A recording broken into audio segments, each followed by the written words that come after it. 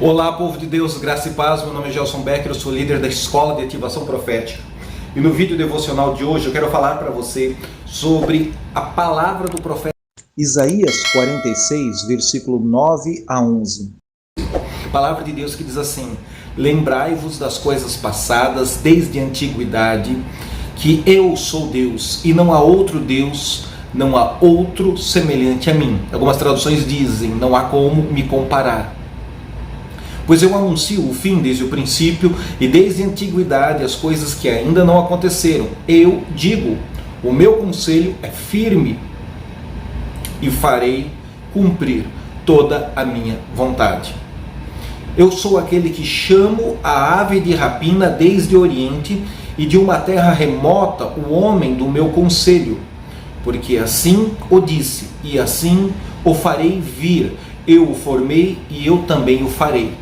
É como se Deus tivesse um conselho de homens sábios, homens inteligentes, homens experientes na terra, e Ele faz esses caras se encontrarem, faz esses caras se conectarem, faz com que conexões do reino aconteçam. Eu chamo do Oriente a ave de rapina, e eu chamo o sábio, eu chamo o filósofo, eu chamo o empresário, eu chamo o profissional, eu chamo o técnico, eu chamo o gerente, eu chamo o diretor, eu chamo aquele que tem habilidade comercial, eu chamo aquele que não tem inteligência criativa, mas é um ótimo gestor e executor de projetos. Eu chamo aquele que tem a inteligência criativa, a habilidade de trazer ideias, insights, imagens, mas ele é ruim de executar o cronograma e ele é ruim de fechamento, ele é ruim de conclusão. Eu sou o Senhor que chamo o ungido, o experiente, o eloquente, o pregador, o operador de cura, o operador de milagre. Eu sou aquele que chamo e reúno no meu conselho as pessoas que têm habilidade para entrar em guerra, expulsar demônios. Eles não têm medo, eles têm coragem, eles foram treinados por Deus para isso. Eu sou aquele que chamo os que adoram, os que geram atmosferas, os que manifestam na terra as atmosferas de adoração que Deus tem no céu.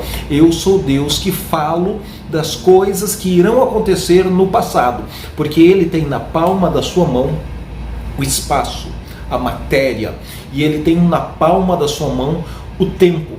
O passado, o presente e o futuro estão na palma da mão de Deus. E Ele brinca, Ele olha, Ele coça a sua sobrancelha e vê o passado, vê o futuro e vê o presente. Na perspectiva da grandeza e da soberania de Deus, nesse exato segundo, Adão está mordendo na árvore do conhecimento do bem e do mal, na fruta da árvore do conhecimento do bem e do mal. Nesse exato instante, Jesus está rendendo o seu espírito e está dizendo, está consumado. Nesse exato instante, Davi está derrubando a grandeza de Golias e pegando a espada de Golias para decapitar a cabeça do gigante. Nesse exato instante, Noé está preocupado como concluir a arca, porque uma chuva, um dilúvio vai tomar conta da humanidade. Nesse exato instante, o alfa, o ômega, o princípio, o fim, João está na ilha de Patmos sendo arrebatado do Espírito e recebendo a mensagem para as 7 igrejas da Ásia. Nesse exato instante você está nascendo. Nesse exato instante o seu tataraneto está nascendo. Nesse exato instante Jesus está voltando com poder e glória para se encontrar com uma igreja vencedora, triunfante, com uma igreja glorificada, com uma igreja de filhos maduros. Para Deus, na perspectiva do tempo de Deus, simultaneamente todas essas coisas estão acontecendo na palma da mão dele. Nesse exato instante, a nova Jerusalém está descendo do céu e se manifestando aos homens na terra.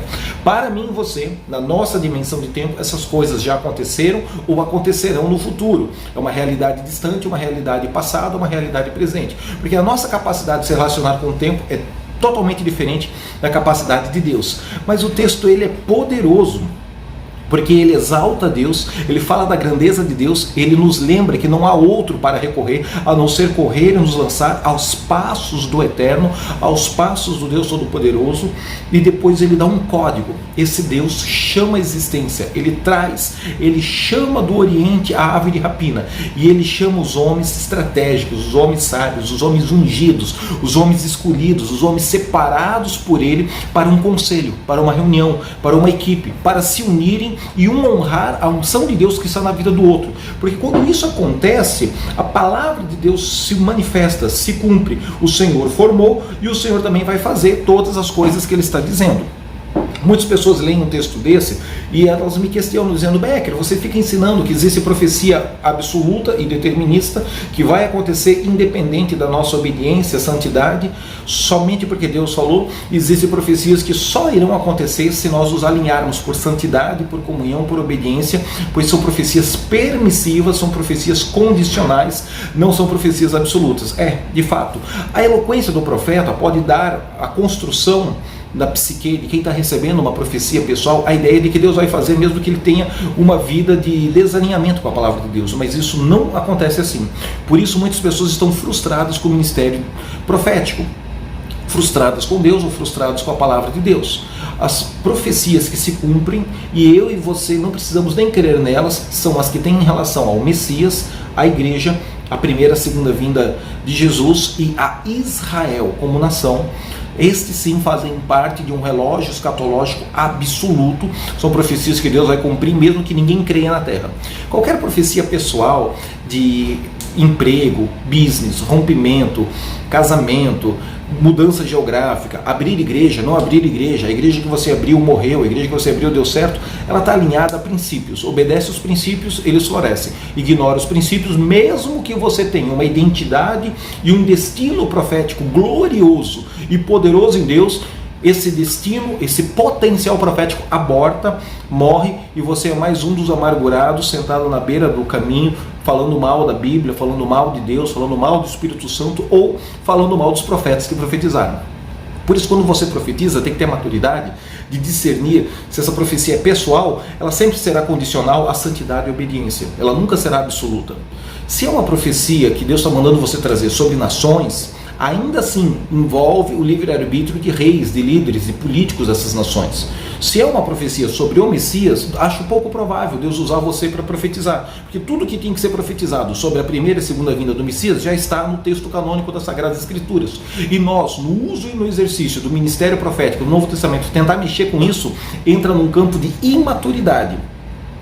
A sensibilidade, a percepção, a capacidade de ver no mundo espiritual é de Deus, e ele coloca isso dentro do espírito do adorador. O adorador, ele consegue ter intuição, percepção, ter revelação do passado, ter um discernimento do presente e ter um vislumbre, uma fotografia profética do futuro. O que é um consultor de empresa? Ele é um vidente, ele é um profeta. Samuel usa essa expressão: eu sou profeta vidente. Outros vídeos eu vou falar para você que existem 5 palavras no original que foram traduzidas na língua portuguesa por profeta. São 5 tipos de profetas diferentes. O profeta vidente é o profeta que profetiza daquilo que está vendo de olhos abertos. Existem profecias intuitivas, existem impressões no Espírito, existem imagens mentais que o Espírito Santo de Deus coloca dentro de mim e você somente na imaginação de olhos fechados aqui na mente. São desenhos da mente que ele está tentando se comunicar com você. Existem as profecias intuitivas, existem as profecias sensitivas. Existem pessoas que precisam tocar para profetizar. Existem pessoas que vão sentir fogo, calor, eletricidade, formigamento, a coluna vai se mexer, o corpo vai chacoalhar com maior ou menor intensidade em relação ao ministério dos anjos que estão ali interagindo com ele naquela palavra profética. Tudo isso é bíblico, tudo isso tem fundamentos nos manuscritos e nos conceitos hebraicos, que a tradução de João Ferreira de Almeida resumiu tudo pelo termo de profeta, mas são 5 tipos de profetas diferentes, que no nosso caminhar, na escola de ativação profética, eu esquartejo, eu explico com maiores detalhes. O que você precisa saber é que nesse tempo Deus está levantando o abatido, fortalecendo o cansado, dando esperança ao que está sem sonho, sem vida, sem perspectiva. E Ele está fazendo vir do norte, vir do sul, vir do oeste, vir do leste, os homens e mulheres ungidos para se associarem num conselho de Deus na terra, para juntos trabalharem pela manifestação do reino de Deus, botarem a mão no arado, não olhar para trás, e juntos se associarem a uma visão, a uma linguagem, a uma unção, a um propósito, manifestar uma escola de profetas, uma escola de filhos maduros, verdadeiros filhos de Deus, cheios do conhecimento da glória de Deus. Nos anos de 1910, 1908, nasce o movimento pentecostal, o irmão Simon, em Los Angeles, Califórnia. E se espalha pelo mundo todo, e esse movimento tinha uma palavra: poder, poder, poder. A ênfase era poder do Espírito Santo. Deus estava restaurando o poder da igreja que foi perdido durante 1000 anos de idade das trevas, idade medieval. Nos anos 50, nos anos 60, surge o movimento da palavra da fé, o movimento da confissão positiva, o movimento da visualização da fé. E esse movimento dos anos 50, 1960, 1950, além, vai tomar um ápice nos anos 70, a ênfase dele é fé. A palavra de ordem mais verbalizada na boca deles era fé, fé, fé. Eles já haviam recebido poder e agora eles estavam entendendo e mergulhando nos códigos da fé.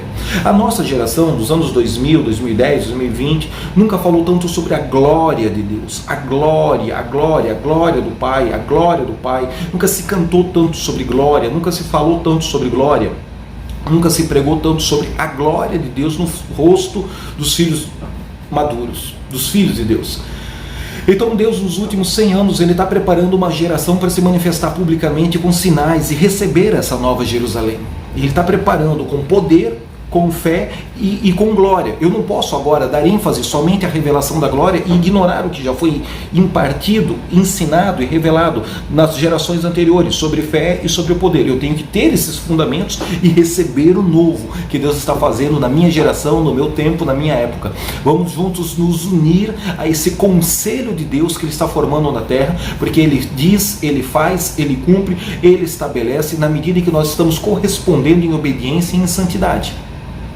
E isso vai fazer com que uma multidão de filhos de Deus com o poder do Espírito Santo, fé treinada para coisas grandes e extraordinárias, e a glória do Pai nos filhos maduros testifique desta habilidade divina em nós, sobre nós, através de nós, para manifestar resultados extraordinários. Eu te abençoo para multiplicar, eu te abençoo para crescer, eu te abençoo para chamar à existência um recurso financeiro que não existe, como se ele já existisse, porque pela fé ele vai florescer, e antes de Deus mudar o extrato da nossa conta bancária, Ele muda a palavra na nossa boca. Então chegou a hora, o momento é agora. Receba esta palavra, misture-se com ela, medite nesse texto do profeta Isaías o dia inteiro e compartilhe para o maior número de pessoas. Deposite sua oferta. Se você tiver entendimento e maturidade, estamos preparando para jejuar, orar e subir a montanha e orar por todos os que têm ofertado na escola de ativação profética. Deus te abençoe abundantemente mais. Até o devocional de manhã, em nome de Jesus.